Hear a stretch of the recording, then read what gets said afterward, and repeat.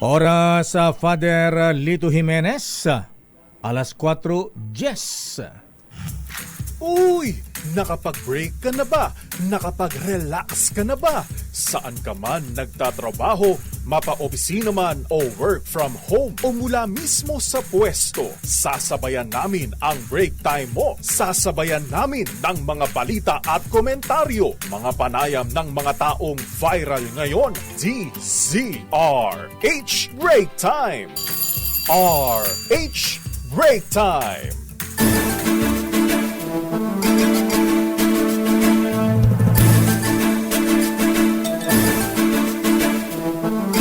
Magandang hapon, Pilipinas.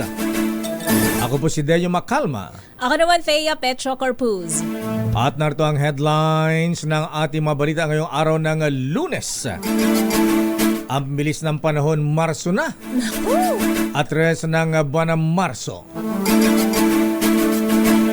Oil price rollback kasado na bukas. 90 centavos tapos presyo sa gasolina.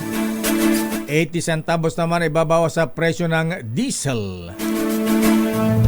Pag-asa nagbabala ng mas matindi pang heat index sa mga susunod na araw. Ilang mga eskwelahan sa Metro Manila nagkansela ng face-to-face classes dahil sa mataas na heat index. Publiko pinag-iingat ng Department of Health sa sobrang taas ng heat index ngayong Lunes. Umabot nga ba ng 46 degrees Celsius? Pudpudot, Apo. Samantala, pagbuwag sa mamalit na pogo tatapusin hanggang sa katapusan ng taon ayon sa PAOK. Regulatory body sa social media kontra fake news. Hirit ni PCO Chief J. Ruiz. 5 LTO traffic enforcers na sangkot sa viral video. Sinibak na sa tungkulin. Kotse, biglang nagliyab sa EDSA Magallanes. Lady driver, nakaligtas. Hala. Samantala, AFP nasapul naman ng plus 74 satisfaction rating sa isang survey.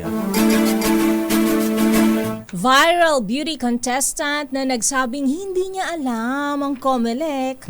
Lagot sa pole body. Mahina sa current events. Sa araling panglipunan lakay. Dapat SOP yan sa mga sumasali sa beauty contest. Correct. Ha? Samantala sa detalye ng ating mga balita, good news mga kuya ha. Ayan, baka wag mo na kayo magpakarga ng gasolina ngayon, bukas na. Dahil ang good news, merong rollback sa presyo ng petroleum products bukas. Ayon sa Department of Energy Oil Industry Management Bureau, 90 centavos ay ipabawas kada litro ng gasolina. Habang 80 centavos naman ang ibabawas kada litro ng diesel. At ang kerosene babawasan naman ng 1 peso and 40 centavos kada litro. Ayon sa Department of Energy, nakaapekto sa rollback ang mababang demand ng langis sa bansang Korea dahil sa pagbawas ng tax sa benefits, pati na rin ang mataas na inventaryo ng refined oil products sa Amerika at gumaganda rin daw ang refined products ngayon. Bukod pa rito, epekto ng negosasyon ng Ukraine, Russia at Amerika at ang namumurong singil sa taripa ng Estados Unidos na posibleng magpabagal naman o magpabawas sa demand ng petroleum products. Samantala, asahan na ang mas mataas pang heat index sa mga susunod na araw. Ayon kay Dr. Nathaniel Servando, Administrator ng DOST Pag-asa, kasalukuyan tayong nasa transition period kung saan mas nananaig na ang easterlies kaysa sa hanging amihan. Narito ang pahayag ni Servando. Mataas ang heat index kapag mataas ang humidity. or alinsangan ng ating hangin. Lalong-lalo na ang prevailing wind sa ngayon ay easterlies, no? Galing sa silangan. May dala itong maraming very humid ang hangin. Inaasahan umanong matatapos na ang amihan season sa kalagitnaan hanggang sa pagtatapos ng buwan ng Marso. Ang heat index ay tumutukoy sa temperaturang nararamdaman ng katawan ng tao dahil sa pinagsamang epekto ng humidity o halumigmig at temperatura ng hangin. Hindi maglagay ng aircon tsaka electric fan, ha? Paano yun kung araw-araw yan Nako po. suspended ang classes? Nako! Samantala, nagsuspindi nga ng klase ang ilang paaralan sa Metro Manila dahil nga sa heat index ngayong araw. Sa forecast ng Pag-asa, posibleng maranasan ang abot ng 46 degrees Celsius na heat index na itinuturing na nasa danger level.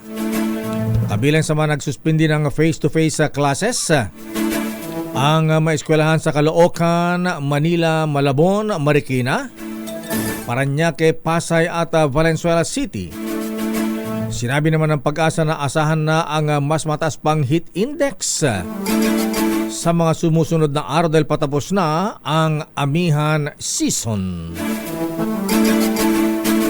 Otomatikong kanselado na ang face-to-face classes sa Marikina tuwing aabot sa 42 degrees Celsius ang forecast sa heat index sa loob ng isang araw. Batay ito sa kautusan ni Mayor Marcy Teodoro ngayong araw para sa agarang suspensyon ng in-person classes sa harap ng banta sa kalusugan ng damang init gaya ng heat stroke at heat exhaustion. Sa Executive Order 5 na pirmado ng alkalde, ililipat sa alternative modality ang klase sa lahat ng antas ng pampubliko at pribadong paaralan sa nasabing senaryo. Inatasan rin ni Mayor Teodoro ang lahat ng pamunuan ng mga paaralan na sila na ang mag-anunsyo ng shift ng learning modality oras na umabot sa 42 degrees Celsius at pataas ang heat index sa mga susunod na araw.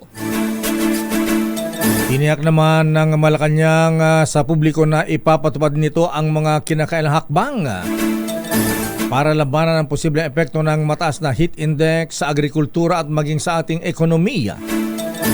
Sa press briefing sa Malacanang, sinabi ni Pala sa Press Officer USEC Attorney Claire Castro na posibleng nag-ugnayan na ang makukulang ahensya upang talakayin at hindi pa lamang naibaba sa palasyo. Tiniyak ni Jose Castro na pagandaan at aksyonan ng gobyerno sa tulong ng Department of Agriculture, DSWD at ng DepEd.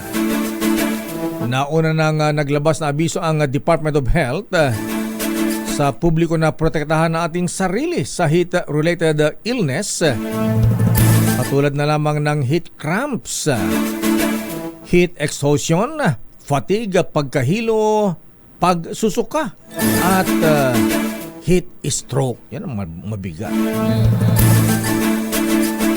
Kaugnay nga ng balitang yan, pinapayuhan ng Department of Health ang publiko na magdoble ingat sa mararanasang init ng panahon. Ayon sa tagapagsalita ng DOH na si Assistant Secretary Albert Domingo, pinakaimportante ang pag-inom ng tubig lalo na sa mga oras na tirik ang araw. Anya, mas maiging sumilong ang mga nagtatrabaho sa labas o kaya magkaroon ng 30 minutes na pahinga kapag sobrang init ng panahon. Payo pa ni Domingo, iwasan ring lumabas-labas tuwing alas 10 ng umaga hanggang alas 4 ng hapon. Paalala pa ng DOH sa publiko na mag-ingat rin sa sakit na nakukuha tuwing tag-init tulad ng bungang araw, pigsa, sore eyes at iba pa. Kung ano, pigsa at sore eyes.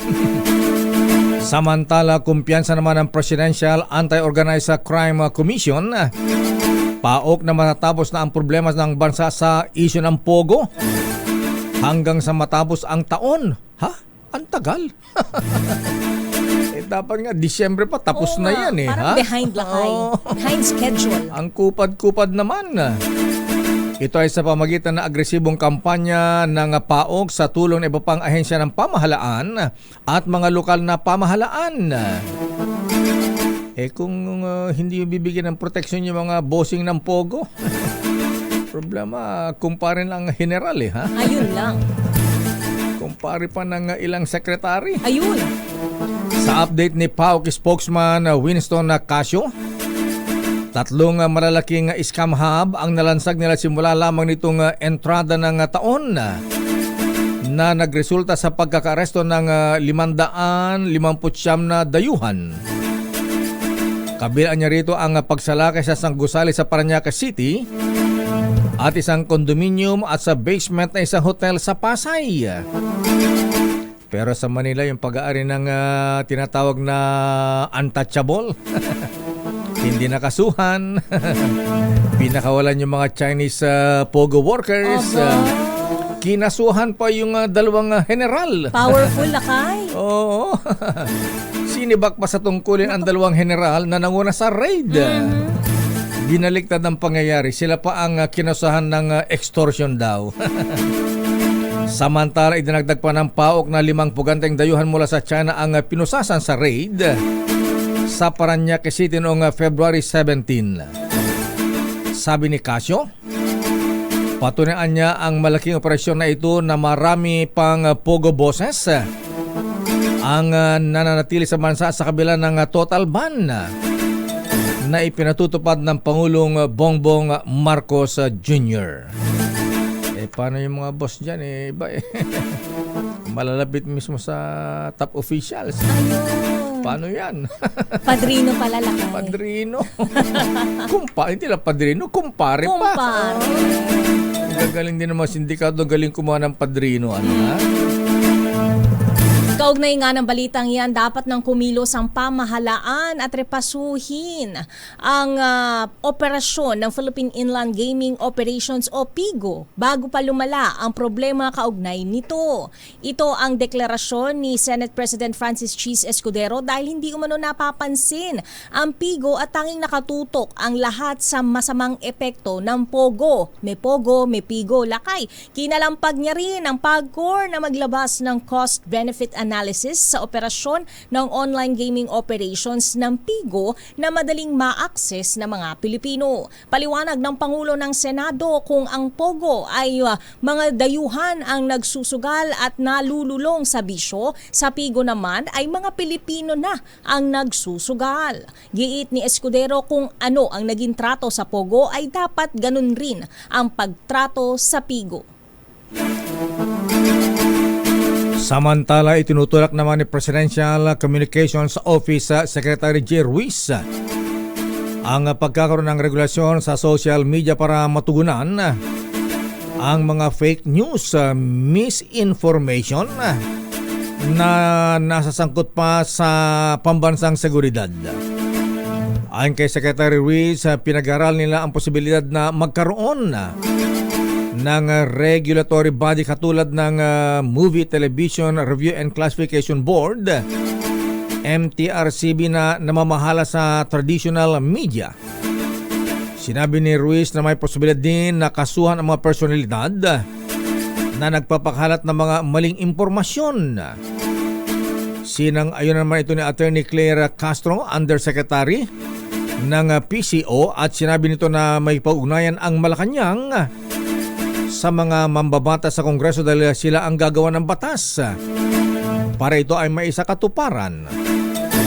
Narito si Yusek Claire Castro. Actually po, dapat makipag-ugnayan din po tayo, makipagtulungan po tayo sa mga mambabatas po natin, sa Kongreso. Kasi sila din naman po yung gagawa ng batas dito. Yung pong sinasabi natin na magkaroon ng regulatory body, sa palagay po namin ay napapanahon dahil tayo po sa mainstream media, tayo po ay sakop at nare-regulate po ng MTRCB. Kung tayo po ay miyembro ng KBP, meron pa rin po tayong KBP. Sinabi pa ni Yusek Castro na hindi nito pipigilan ang mga lehitimong opinyon o mga kritiko o criticism, kundi ang pang-aabuso lamang mula sa troll armies. Narito muli si Yusek Castro. Hindi po natin pipigilan yung mga opinyon na naaayon naman po sa batas, kumbaga opinyon na lihitimo. Kung ito man ay kritisismo, yan po ay dapat lang na irespeto. Pero iba po kasi yung sinasabi natin na paninira ng walang basihan at kung ginagamit man po itong mga troll army sa paninira, ibang usapin po yun. Dahil kung meron man po troll army pero ang advokasya nila ay magpalabas at mag-share ng tamang balita, hindi po yun pipigilan. Samantala, hindi kami salesman, kami ay messenger. Ito ang naging buwelta ni Presidential Communications Office Undersecretary at Palace Press Officer Claire Castro kay dating presidential spokesperson Harry Roque. Ito ay tungkol sa pahayag ni Roque na ang pagtatrabaho sa PCO ay katulad ng pagiging isang salesman para sa Pangulo at sa administrasyon. Binigyan diin ni Castro na ang salesman ay kailangan na maganda ang pananalita at kailangan na magbenta kahit na minsan ay hindi totoo ang sinasabi para lang makabenta. Anya, sila ay hindi nagbebenta bagkus sila ay naglalahad ng mga impormasyon tungkol sa mga inisyatiba ng gobyerno. Tila pinasaringan din ni Castro si dating Pangulong Rodrigo Duterte na kilala sa pagiging rhetoric at tough talker na person kung saan sinabi na mahirap ibenta ang tao na laging binabanggit ay joke lang.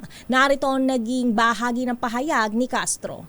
Mahirap po talagang ibenta kapag ang ibinebenta mo, kailangan mo pang linisin ang mga sinasabi. Mahirap ibenta ang mga tao na ang lagi nababanggit ay joke lamang yan. Hindi po kami salesman dito. Kami po ay messenger. Ang salesman po kasi kailangan na maganda ang bokadura mo. Kailangan na ibenta kahit na minsan ay hindi totoo yung mga sinasabi mo para lang mabenta ang isang tao o isang produkto. Babalikan natin ilang pang detalye ng ating mga balita. 5 LTO traffic enforcers na sangkot sa isang viral video. Sinabak sa tungkulin. Hindi ko pa yata napapanood dyan, Miss Thea. Ano ba nangyari dyan? Kita ko sa'yo mamaya, Lakay. Samantala, isang kotse biglang nagliyab sa EDSA Magallanes. Naku, mabuti na lamang yung lady driver. Abay, nakalabas agad sa kotse at siya ay nakaligtas. Naku, ingat-ingat din po sa ating mga sakyan, ha? Ayan yung tubig sa radiator natin. I-check yung dahil mainit ang panahon, baka biglang mag-overheat kapag matraffic. Ang detalyang balita niya sa ating pagbabalik sa ating palatuntunang break time. RH Break Time! Oras, Mr. Cesar Lee, Mr. Michael is my guy. Doktora Evelyn Laureta, alas 4:28. Ang balitang ito ay hatid sa inyo.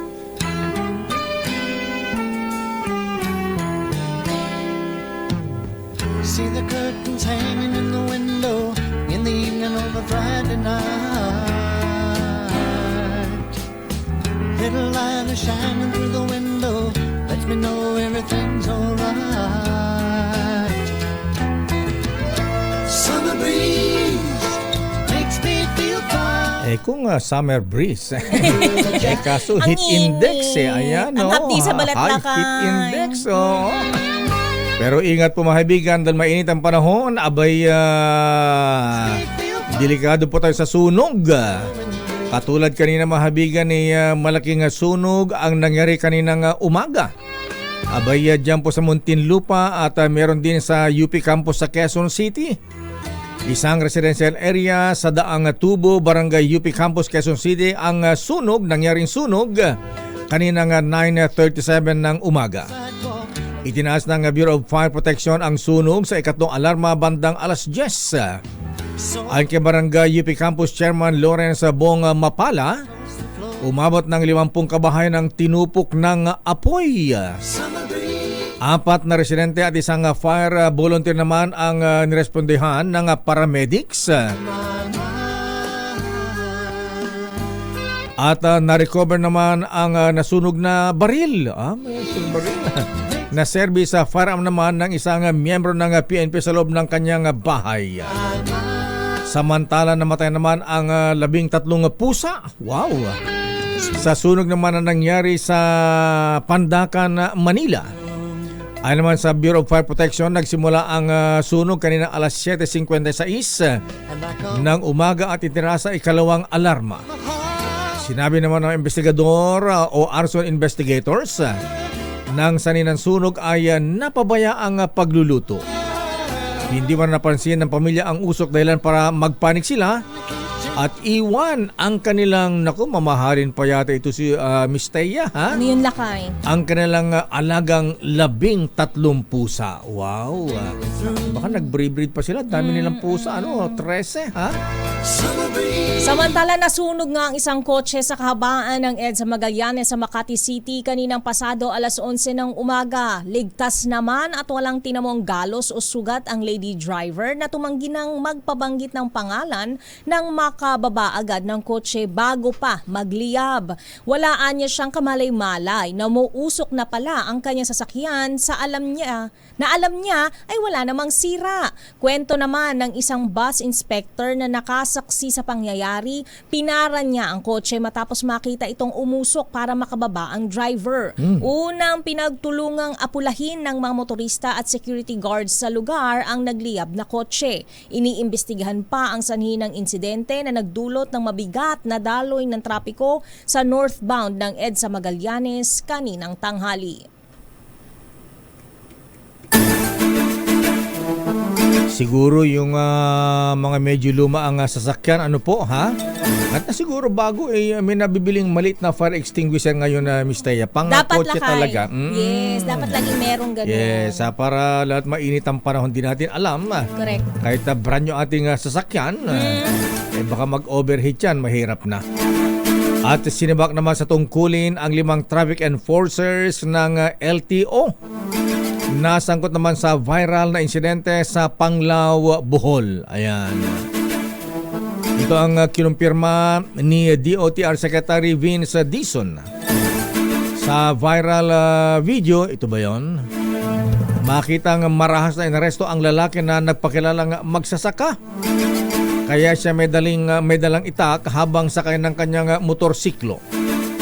Nakunan din sa video isa pang enforcer na may hawak na kutsilyo at tinutukan naman ang lalaki habang marinig naman ang pasigaw nito na isa siyang magsasaka kaya meron siyang dalang itak. Una nang ipinag-utos ni Dizon ang preventive suspension sa mga nasabing traffic enforcers noong Marso 1. Samantala, dapat palakasin ng Department of National Defense ang seguridad sa mahalagang pasilidad ng gobyerno, mga kampo ng militar at mga embahada sa buong bansa. Ito ang apela ni House Assistant Majority Leader Jay Kong-hoon sa DND kasunod ng mga report na naaresto na hinihinalang Chinese spies na umano'y tumitik-tik sa mga government agencies. Ayon kay Kong-hoon, kailangan na mahadlangan ang banta sa mga pasilidad ng gobyerno dahil banta ito sa pambansang seguridad. Giit pa niya, hindi pwedeng baliwalain at kailangang tiyakin na may sapat na depensa laban sa paniniktik o espionage ng ibang bansa. At speaking of espionage, Malacanang interesado malaman ang katotohanan sa umano'y donasyon ng mga Chinese spies sa PNP, Philippine National Police, at maging sa mga local government units. Abay, ano-ano kanilang mga donasyon na Miss Letta?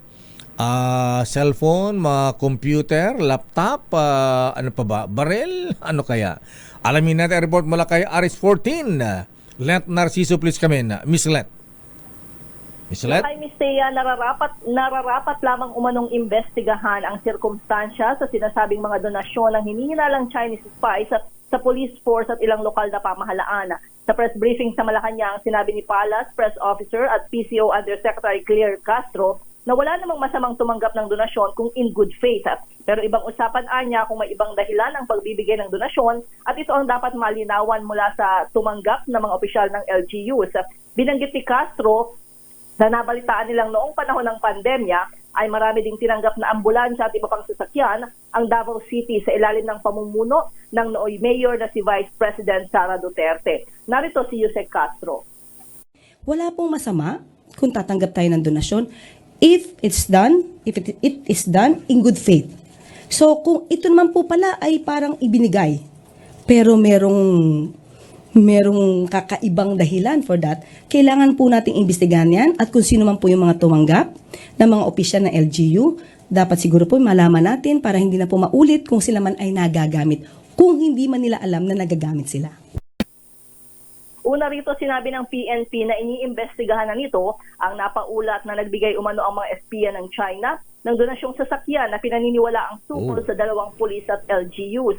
Kaugnay nito, tiniyak rin ng palasyo na hindi palalampasin ng Pangulo kung may katotohanan ang sinasabing may matataas na opisyal na nagpapadrino sa mga Chinese na nasa likod ng mga iligal na gawain sa bansa. Narito muli si Jose Castro. Hindi po yan pababayaan ng Pangulo. Talaga po kapag ganyan ang balita at nakarating sa atin yan, kailangan po talagang imbestigahan yan. Hindi po ito dapat palampasin. Si PCO Undersecretary Claire Castro. Ito si Lieutenant Narciso para sa DZRH. Yes, Sakay? Siguro si Jose Castro ay nakipaugnayan sa mga taga-NICA, ayan, at saka National Security Council, ayan, at maging sa ISAF, ayan, PNP, NBI, para alam na may idea siya kung sino-sino ang mga ito. Baka pwede siya humingi ng briefing. Oo, yan ang pinaiimbestigahan ng Palasyo, Lakay. Alam mo rin ito ng Palasyo. Refresher. Ewan ko nga ba, mahirap yata nga sitahin, lalo na pagka nagiging malapit na. Ayan, Bakit? Kung nagiging kumpare na, kasama na sa mga drinking session. Close na, rubbing elbows. Ayan. Alam naman nila yan. Huwag na tayo. Siguro, actionan na lang. Huwag na tayong Alam natin kung may gagawin. Kung malalaman natin kung sino-sino nga ang mga yan, Lakay. Mr. President, political will po ang kailangan nyo rito, Mr. President. Ayan, hindi naman sa mga spies, may mga Chinese nationals na may mga illegal operations. Harap-harapan, Lakay. Yung mga report natatanggap nyo sa lamesa sa mga daily briefer ninyo. Alam nila yan.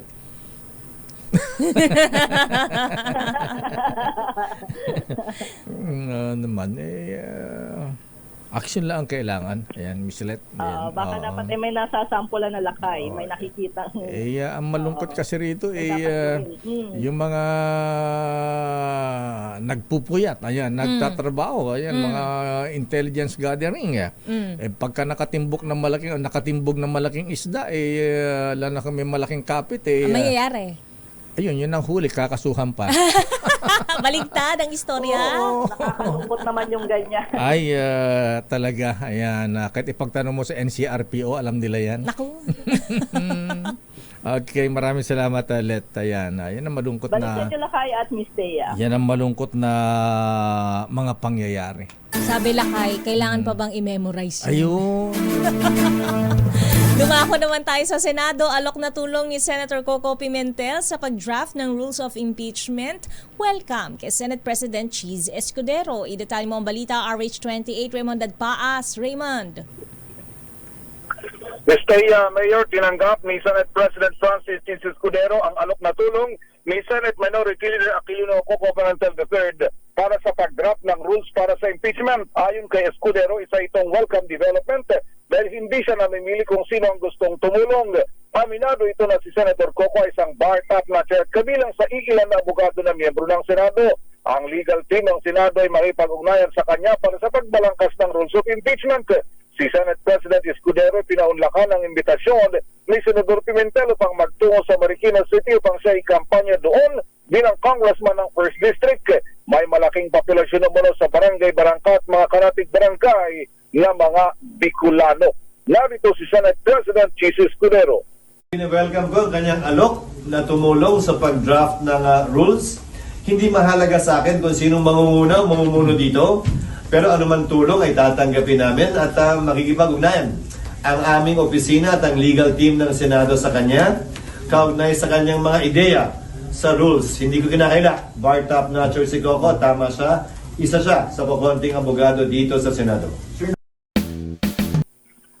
Senate President Cheese Escudero. Ito si DZRH Raymond. Raymond Advance para sa DZRH Mayor. Mukhang pinaganda na ni Senate President Chis Escudero ang impeachment, ha?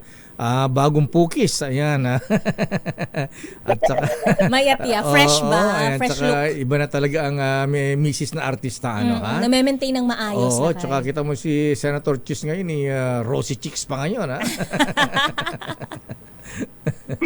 Mhm. Ayan, lalong bata ang... Kinakantsawan kanina eh. ganun ba?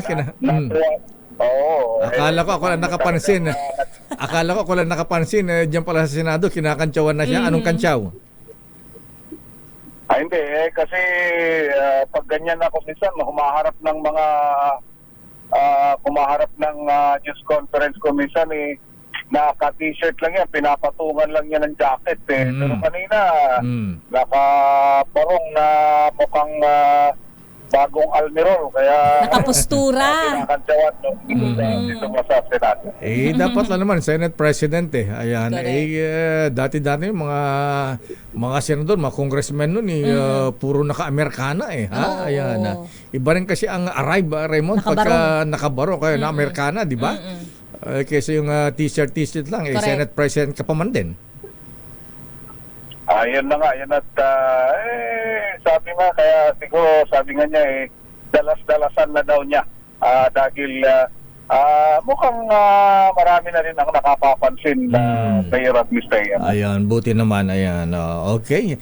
Siyempre, iba yung dating kasi pagka senador ka, Pleasing to the eye lakay. Oo naman, kaysa yung ano ka, Casual. Casual lang, ayan. Parang nakipag-inuman lang sa D-Court, ayan. Kung nakipag-inuman sa D-Court, okay lang. Mamalin. Kaya lang kung harap sa media, nasa Senado siya, pag-Amerikana naman, magbarong, di ba? Ayun, yan na nga. Siguro kaya sabi nga niya, ay susubukan daw niya na magiging, yung ganong klase ng get up itong sa kanyang mga pagharap sa Senado. Huwag niyang subukan, gawin niya. Para kay Gigi lakay. Anong kay Gigi? Kagalang-galang. Kagalang-galang. Ayan, pagpunta sa court, di hubarin yung Amerikana, yung barong, mag-t-shirt. Ayan. Para presko naman. Mag-t-shirt na mahaling Ano lakay? Alin dyan? Yung mga Yung t-shirt masuot mo, lakos. Hindi, Chris pa yun eh. Tsaka Hanes, ayan. Jockey, ganyan. Jockey, ayan. Sa kanya yung Black Pay, Black Pay. Perry. Fred Perry? Hindi, Ano ba? yung Balenciaga? Ayan, ano pa yung mamahaling t-shirt, ha? Gucci. Meron pa isa eh. Alin Ayan, dyan? parang may pain. Ano ba yan? Naku, wala ako niyan. Kaya hindi ko kilala. Sige na nga. Maraming salamat, Raymond. Balmain. Ayun, Balmain. Balmain. Balmain. O, kita mo si Raymond, alam. Meron siya. Nakikita yan ngayon kay Senator Tulfo. Si Ram. Siya mahilig dyan. Ay, mga ganyan, mga pang-bages na mga t-shirt lang. Alam ko lang mga Yugo, tsaka Boss lakay. Ayan, t-shirt lang, pero Diyos ko, ayan. Libo-libo. Sweldo ko na 1 buwan ng halaga. Ayan. Ayan. Okay, maraming salamat, Raymond. Ito si RH28, Raymond Advance para sa DZRH, una sa Pilipinas, una sa Pilipino. Samantala, mga botante, dapat ibasura ang senatorial candidates na sumusuporta sa China. Paano natin malalaman kung sila ay pro-China? Manang Milky, ha? Aris number 12, Milky Regunan, please kami na. Milky. At sino may sabi niyan?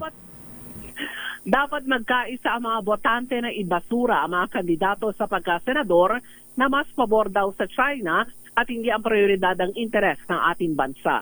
Ang House Deputy Majority Leader Paulo Ortega de Fix ng La Union, walang puwang na maluklok sa gobyerno ang mga leader na pro-China kung saan nalalagay sa alanganin ng ating national security. Sabi ni Ortega, walang karapatan na mahalala mga kandidato na halata ang pagkampi sa China sa harap ng patuloy na agresibong aksyon sa West Philippine Sea. Nang tanungin si Ortega kung sino-sino ba ang mga senatorial candidates na umano'y pro-China, tumanggi ang naturang mambabatas kasabay ang pahayag na hindi naman daw sila mga sikat.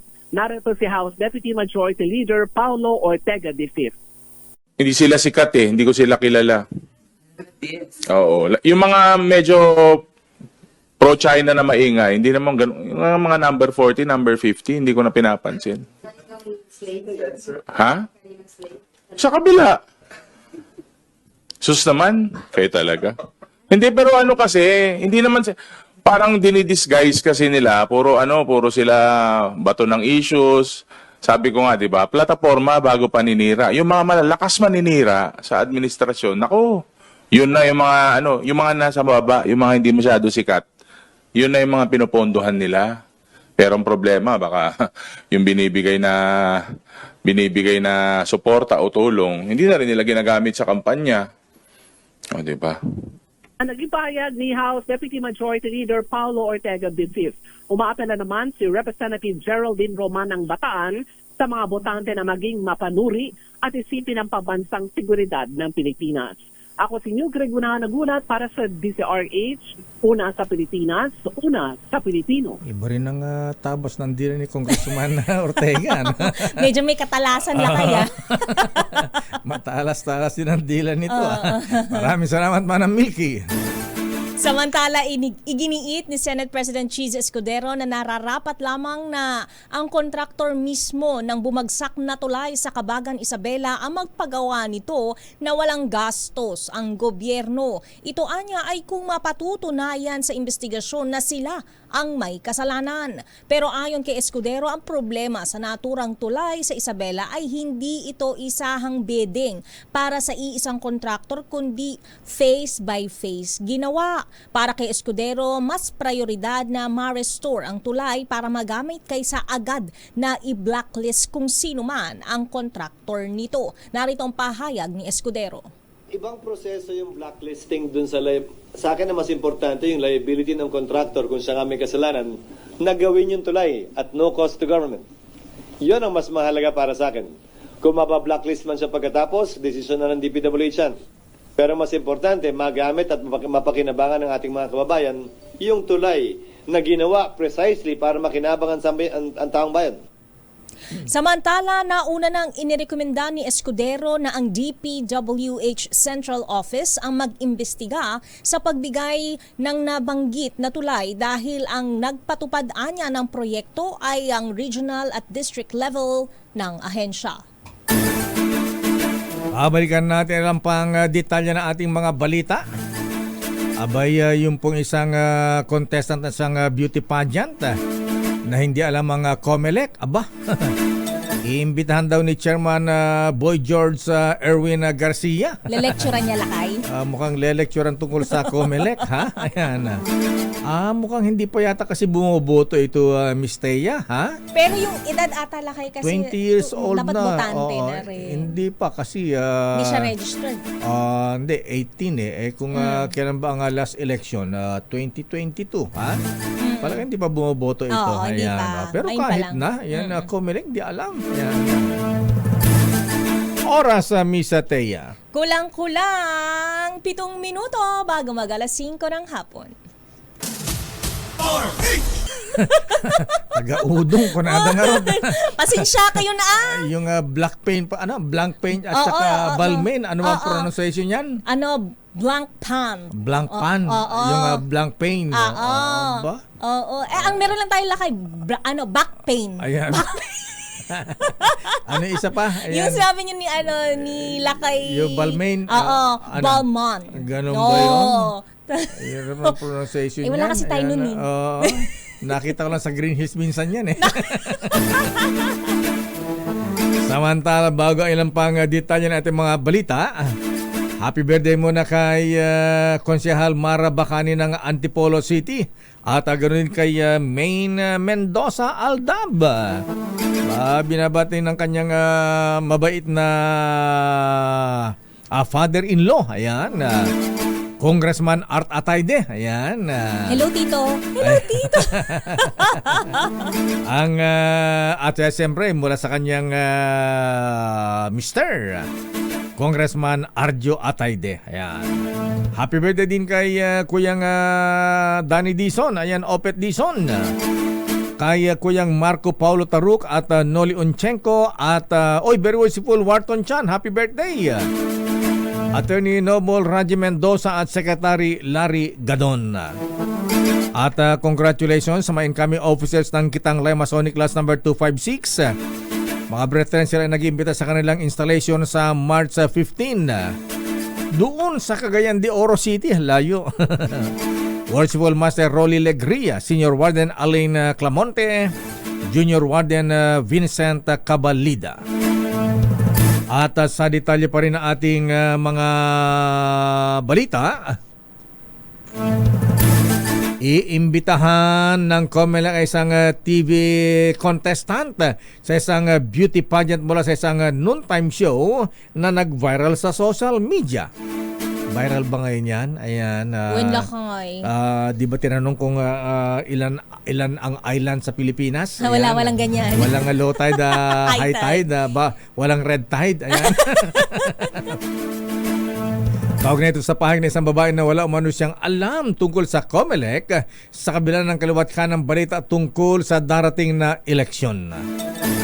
Ayon sa isang 20 anyos na kandidata, hindi umano masyadong lumalabas sa kanyang social media feed ang tungkol sa COMELEC kaya hindi niya alam.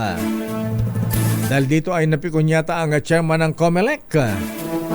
Ang sabi ni Chairman Attorney George Irene Garcia, na nais ipaalam at ibigay ang impormasyon sa dalaga tungkol sa kanilang mandato.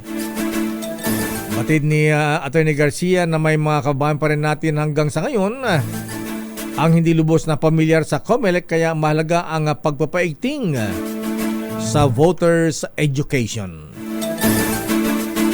Samantala, pagpaparami ng pampublikong transportasyon ang nakikitang solusyon ni Modesto Mo Di Floranda sa lumalalang traffic sa bansa. Sa Bakit Ikaw series ng DZRH para sa midterm election, sinabi ng tumatakbong senador na kinakailangang makapagsulong at makalikha ng batas na pangmasang transportasyon. Ayon kay Floranda, kaya nagkakaroon ng malalang traffic sa bansa ay dahil sa overcrowded na ang kalsada. Anya, kung paparamihin ang pampublikong transportasyon ay mababawasan na ang paggamit ng mga private vehicles dahil accessible na ang transportasyon para sa lahat. Narito si Floranda. Bakit nagkakaroon ng traffic? Dahil nag-overcrowd. Tingin po natin dito, mas dapat ang pinadadami natin ay yung mga pampublikong transportasyon. Dahil kaya bakit maraming mga sasakyan? Dahil doon sa kakulangan noon nagsiservisyo sa taong bayan. Kaya tingin po natin dapat ang paramihin ng ating pamahalaan ay yung pampubliko na public transport para yung may mga pag-aaring kotse o mga private vehicle ay hindi na sila maiengganyo na magdala ng sasakyan.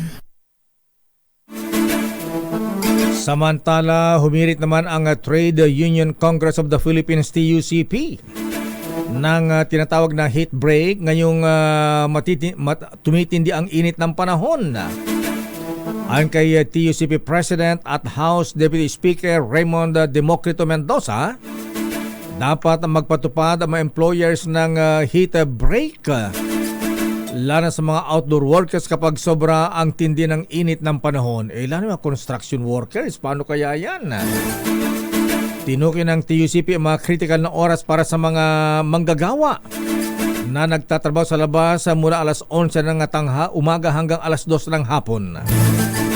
Bukod sa heat break, hiniling din ng TUCP na magpatupad ng body system bilang proactive monitoring para bantayan ng mga manggagawa ang isa't isa, lalo kapag sila ay nagtatrabaho sa labas. Kasama na natin yung mga traffic enforcers. Correct. Ng MMDA. Tama. Ayan. Showbiz, Miss Thea. Actress-vlogger Crystal Fulgar engaged na sa kanyang Korean boyfriend. Itatay mo ang balita, Diyosa ng Showbiz, Diyosa Cruzat. Miss Thea at Latay, panibagong chapter na ang tatahakin ng actress-turned-vlogger na si Crystal Fulgar at ng kanyang South Korean partner na si Ha Suyuk. Ito ay matapos ma-engage ang dalawa. Sa kanyang recent YouTube vlog, ipinakita ni Crystal ang naging paghahanda ng kanyang mga kaibigan, pamilya at partner sa proposal na ginanap noong Biyernes lamang. Sa caption, sinabi ng former Going Bulilit star na forever starts now. Habang sa kanyang Instagram naman, ibinahagi niya ang mga larawan ng engagement. Sa isang pribadong lugar ginanap ang engagement at present doon ang ina ni Cristel, mga kaanak ni Hasuyuk at ilan nilang malalapit na kaibigan. Marami naman sa mga netizens ang nagpaabot ng kanilang congratulatory message sa dalawa. Inanunsyo sa publiko ni Cristel ang kanyang relasyon kay Hasuyuk noong 2024 at inamin din ng aktres na ito ang kanyang first boyfriend. Para sa Break Time Showbiz, ito si Josa Cruzat nag-uulat para sa DZRH, una sa Pilipinas, una sa Pilipino. Maraming salamat, Josa ng Showbiz, Josa Cruzat. The road is long. At congrats din sa mga newly installed officers ng Juan Sumulong Masonic Class number 169. Congratulations sa Worshipful Master Eugene Manlulo, Senior Warden Robert San Juan at Junior Warden Jeffrey Alvarez. At sabi ng ating business correspondent, Magkano lakay? Mr. Michael is my guy. Nagsara ang palitan ng dolyar ngayon na Miss Tay. Aba, lumakas ang piso, ha? 57 pesos and 90 centavos. Samantalang last Friday, nagsara sa, muntik na maging 58. 57.99. Ayan. Maraming salamat, bossing Mr. Michael is my guy. Ingat sa paglalaro ng golf. Huwag ka magtipid, ha? Kumuha ka na umbrella girl. Ayan. Kala ko inom na maraming tubig. Umbrella girl. Siyempre kasama maraming tubig. Uminom ka ng maraming tubig, ha? At ayan ang kabuhan natin palatuntuan ng break time. Ako po si Deo Macalma. Ako naman, Thea Petro Corpus. Antabayan mga balansyadong balita, Chairman of the Board, Henry Uri. At siyempre ang favorite ng Chinese Embassy. Ayan, magaling na. Miss Kay, Karen Oyong. Bye-bye. Oras ganap na 5:05.